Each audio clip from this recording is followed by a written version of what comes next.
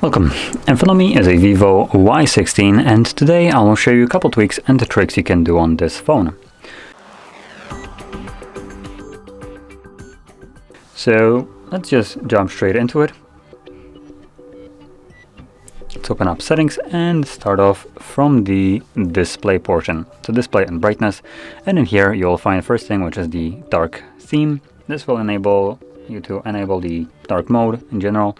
And this is a permanent kind of switch, so it will be always on dark mode, assuming you don't turn it off, obviously.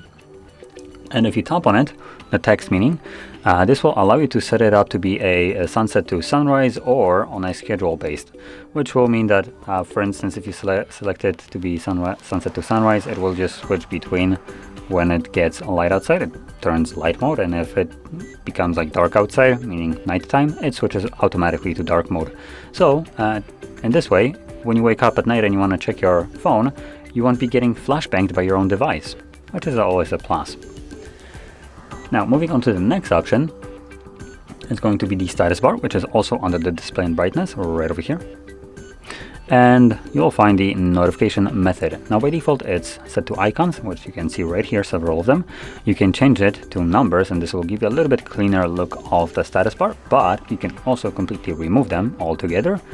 The notifications are still here, they just won't be showing in the status bar at all, which, like I said, gives you a nice clean look to your device.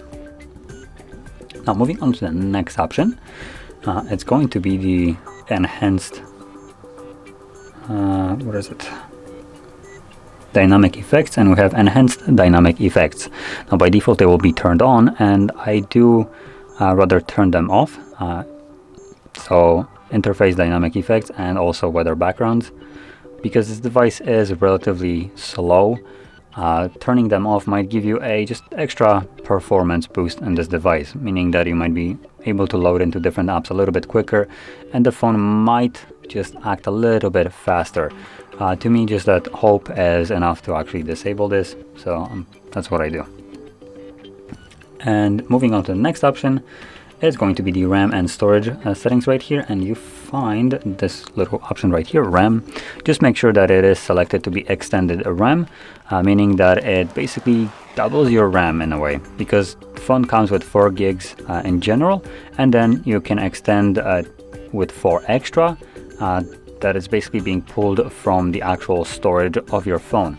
Now, one more thing to mention here, if you start running out of storage on your phone, and you don't want to put in your SD card or something like that, maybe you don't have it, don't want to buy one, you can, well, additionally, if for instance you just ran out on a spot out of storage for some reason and you just need it right now more, you could go in here, turn this option off. This would provide you with 4 extra gigs of storage, but obviously you would be then running a only 4 gigabytes of RAM device. Now to also kind of clarify this, the kind of RAM that is based on your storage will most certainly not be as fast as the actual dedicated RAM. So there we go.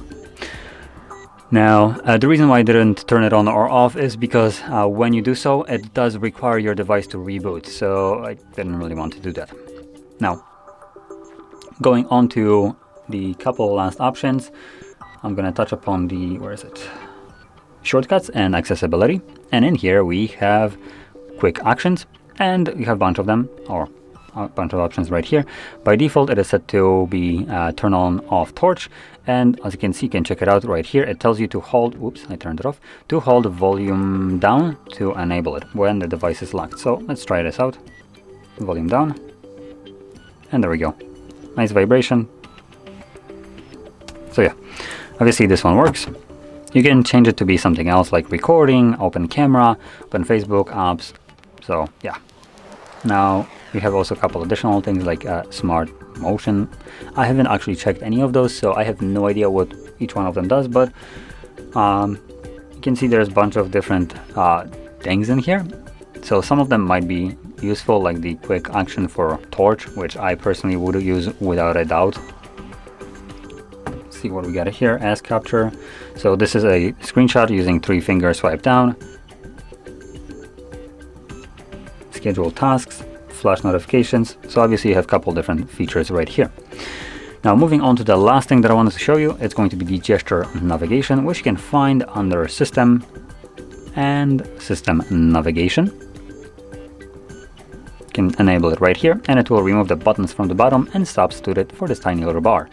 And the way you navigate right now is you swipe from either side to go back. As you can see, it does show it up whenever you are performing this action, so when you let go, it goes back. Then you have swipe up and hold to go to recent. There we go, and swipe up, and just like quick swipe up, just goes home. So there we go. So with this being said, this would conclude all the tweaks and tricks that I want to show you, and if you found this video helpful, don't forget to hit like, subscribe, and thanks for watching.